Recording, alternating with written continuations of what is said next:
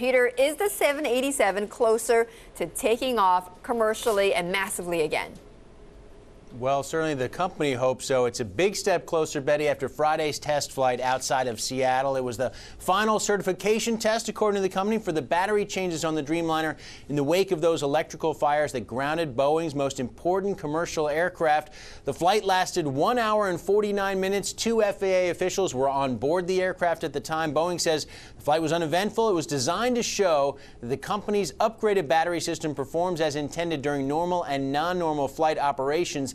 Changes include a stainless steel box enclosure designed to eliminate the possibility of a fire, some new circuitry, and more spacing between the power cells.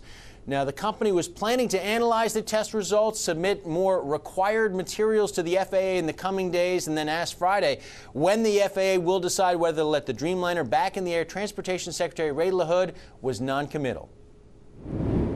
We want to get it right.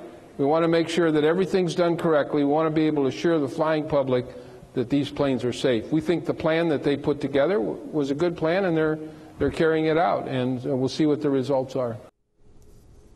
So the FAA still has not signed off. Japanese regulators conduct some of their own ground tests this week as well. All Nippon Airways and Japan Airlines were, of course, the first 2 Dreamliner customers. They operate 24 of the 49 jets in service, Betty, so you can imagine how big a deal this is in Japan. ANA has had to cancel more than 3,500 flights because of the groundings. Wow. So how soon, if they get the green light, how soon could they get those planes back up and running?